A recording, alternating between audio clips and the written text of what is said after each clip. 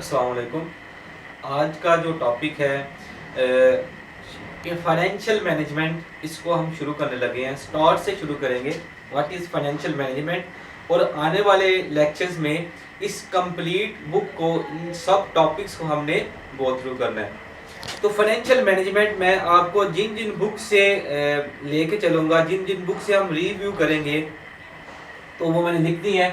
Financial management by Lawrence J Gitman, Van Horne and James, और ACCA की book है F9।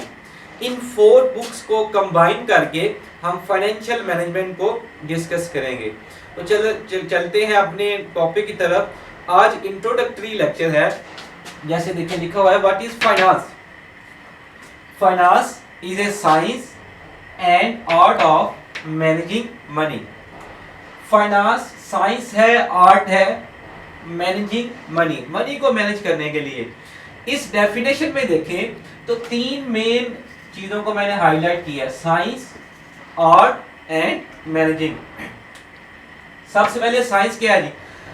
Formulation of verifiable principle which can be numerically prove.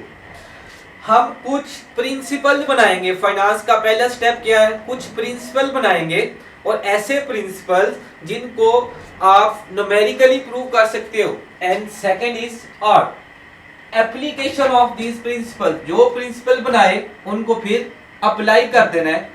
And third is managing. Managing involve 3 decisions, investment decisions, financing decisions and dividend decisions. इसको हम summarise करेंगे। इसमें हमने क्या सीखा? फाइनेंस साइंस है, आर्ट है, मैनेजिंग मनी, 3 मेन चीजें। फाइनेंस में क्या करेंगे? पहले कुछ असूल बनाएंगे, वो असूल जिनको न्यूमेरिकली प्रूव किया जा सकता है। फिर उन्हीं असूलों को अप्लाई कर देंगे। अप्लाई क्यों करना है? ताकि हम 3 डिसीजन ले सकें। कौन कौन से decision? Investment decision, financing decision and dividend decision.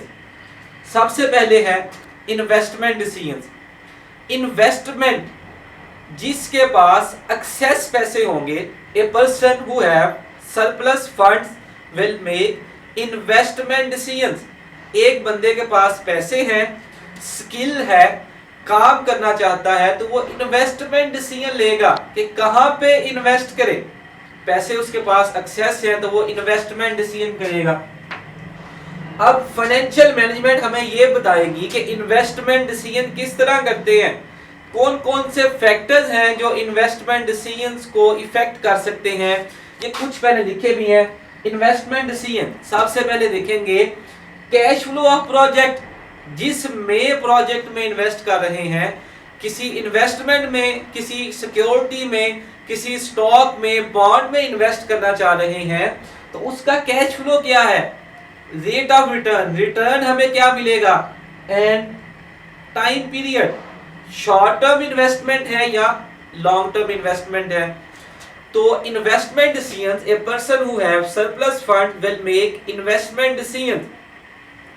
And 3 factors, basically there are many other factors, but there are 3 important factors that affect investment decision. First is cash flow of project, क्या मिलेगा जी आपको return में, क्या उसके total जो जितने आप invest कर रहे हैं उससे ज्यादा रिटर्न हो रहा है या उससे कम हो रहा है। रेट ऑफ रिटर्न क्या है, and time period, short term के लिए इन्वेस्ट करना चाह रहे हैं, लॉन्ग टर्म के लिए इन्वेस्ट करना चाह रहे हैं। तो आगे जो प्रोजेक्ट है, जो आपकी इन्वेस्टमेंट अपॉर्चुनिटी है, वो आपकी प्लानिंग से मैच करती है कि नहीं करती। And third is financing decision.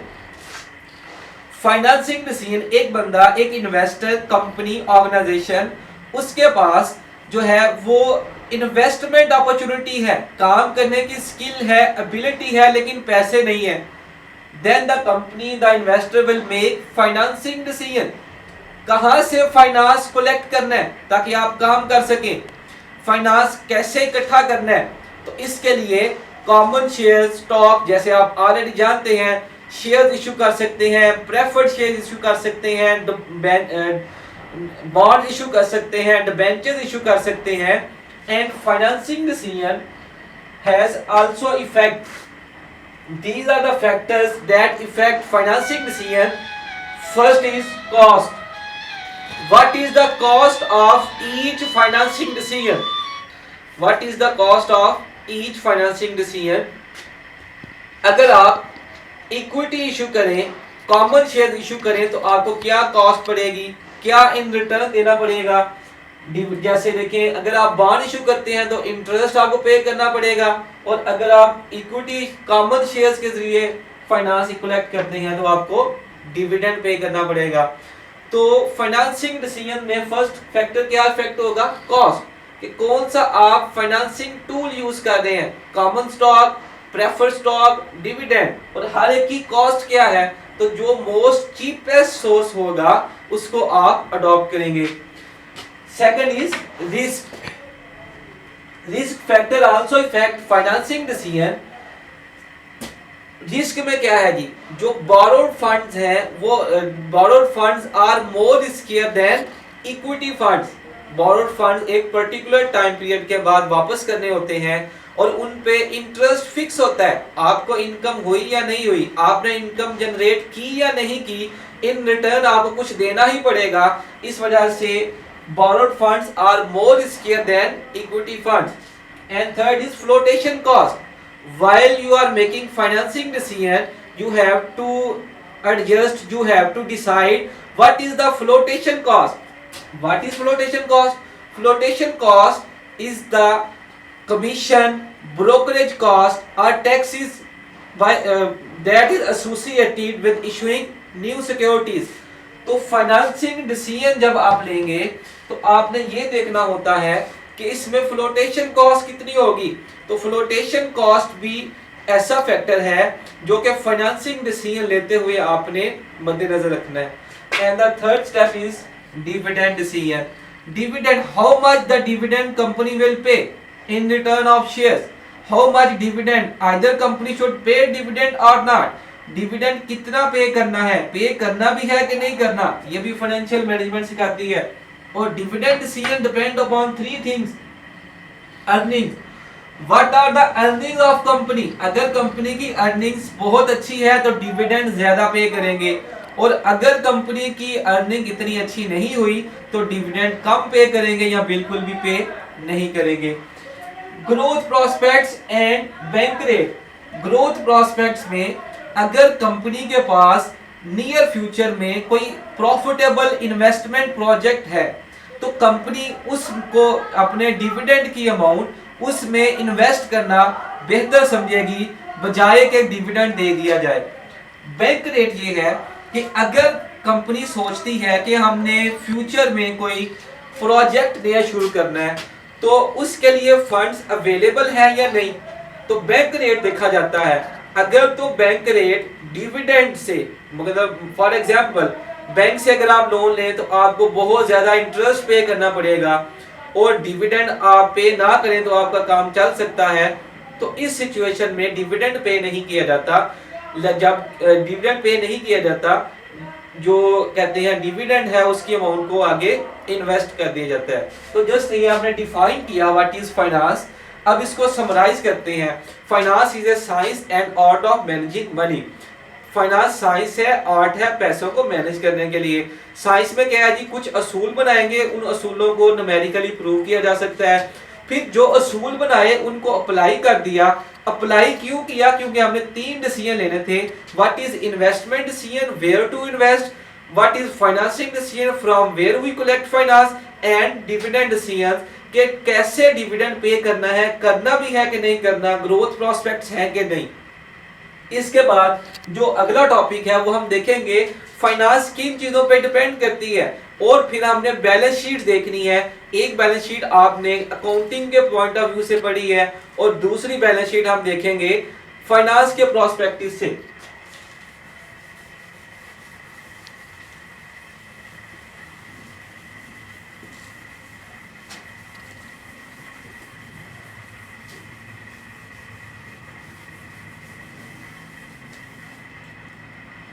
इसमें देखें जी, finance depend upon two things. One is accounting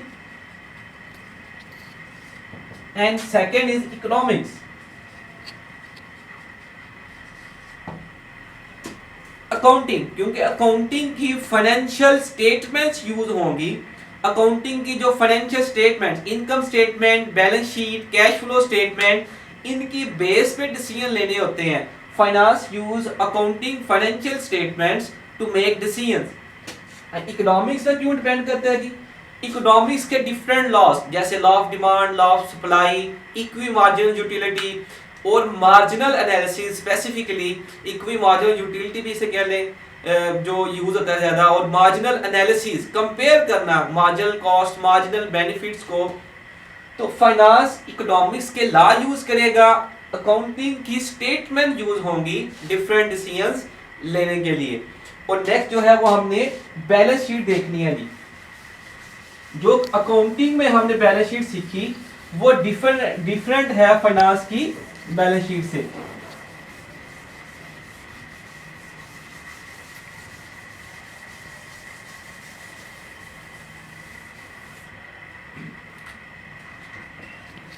balance sheet, एक तरफ हम लिखते थे एसेट्स, एक तरफ लिखते थे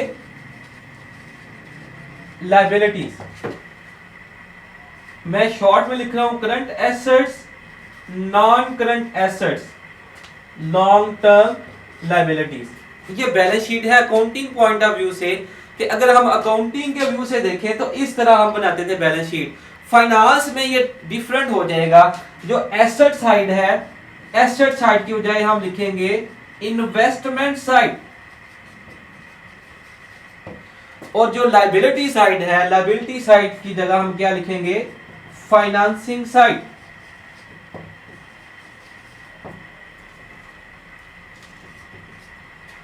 करंट एसेट्स की जगह short term investment,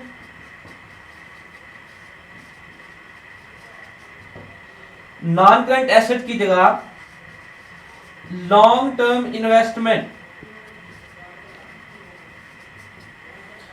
current liability की जगह शॉर्ट टर्म फाइनेंसिंग,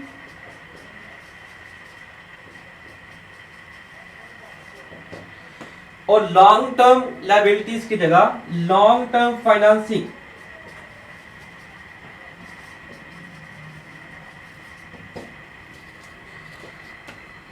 अब इन्वेस्टमेंट साइड, दूसरी तरफ financing side, short term investment, long term investment, short term financing, long term financing, ये चीजें ये हमें देखनी है।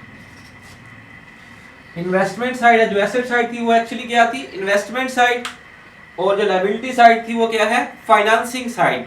फाइनेंस में हम डिफरेंट कर रहे हैं। एसेट साइड में short term investment, long term investment, liability side में short term financing and long term financing. अब जो रूल है कि शॉर्ट टर्म इन्वेस्टमेंट के लिए शॉर्ट टर्म फाइनेंसिंग यूज करते हैं, शॉर्ट टर्म इन्वेस्टमेंट के लिए short term financing, long term investment के लिए लॉन्ग टर्म फाइनेंसिंग। अगर आपको कंपनी के प्रोजेक्ट के लिए 3 माह के लिए फंड्स की जरूरत है शॉर्ट टर्म, तो आप शॉर्ट टर्म जाएंगे, रनिंग फाइनेंस में जाएंगे, ओवरड्राफ्ट में जाएंगे, शॉर्ट टर्म सिक्योरिटीज के लिए फाइनेंस लेंगे। और अगर आपने लॉन्ग टर्म इन्वेस्टमेंट के लिए फाइनेंस चाहिए आपको, तो आप लॉन्ग टर्म ऑप्शन की तरफ जाते हैं। तो ये होगा हमारा मैच्योरिटी मैच, MM लिख रहा हूं इसको, maturity match. If the company adopt the policy of short term financing for short term investment and long term financing for long term investment, it is called maturity match. लेकिन बात situation इससे different भी हो सकती है। वो इस तरह के बाद लोग रिस्क अवर्स हैं, रिस्क नहीं लेना चाह रहे, तो उसमें यह भी हो सकता है कि शॉर्ट टर्म इन्वेस्टमेंट के लिए लॉन्ग टर्म फाइनेंसिंग यूज हो, और जो रिस्क सीकर्स हैं, रिस्क तलाश करते हैं, वो लॉन्ग टर्म इन्वेस्टमेंट के लिए शॉर्ट टर्म फाइनेंसिंग इस्तेमाल करें। पैसे आपको थोड़े अरसे के लिए इन्वेस्टमेंट अपॉर्चुनिटी थी, लेकिन लॉन्ग टर्म लोन ले लिया, लॉन्ग टर्म फाइनेंसिंग यूज कर ली। या सेकंड, ये रिस्क अवर्स वाले लोग जो रिस्क नहीं लेना चाहते,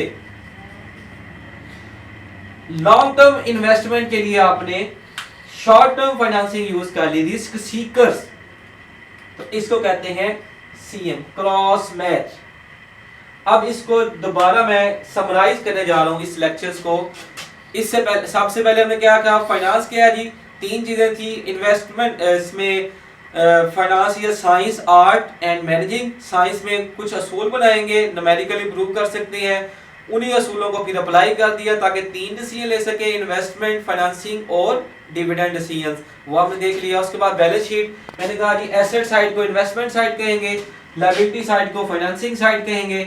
इन्वेस्टमेंट साइड में short term investment, long term investment, financing side में short term financing, long term financing. अगर शॉर्ट टर्म इन्वेस्टमेंट के लिए शॉर्ट टर्म फाइनेंसिंग यूज करें, लॉन्ग टर्म इन्वेस्टमेंट के लिए लॉन्ग टर्म फाइनेंसिंग यूज करें, इसे कहते हैं मैच्योरिटी मैच। और अगर हम शॉर्ट टर्म इन्वेस्टमेंट के लिए लॉन्ग टर्म फाइनेंसिंग यूज करें या लॉन्ग टर्म इन्वेस्टमेंट के लिए शॉर्ट टर्म फाइनेंसिंग यूज करें तो इसे हम कहते हैं क्रॉस मैच। आज का ये जो टॉपिक है, ये लेक्चर इसी तक था। कोई क्वेश्चन हो तो आप कमेंट सेक्शन में पूछ सकते हैं।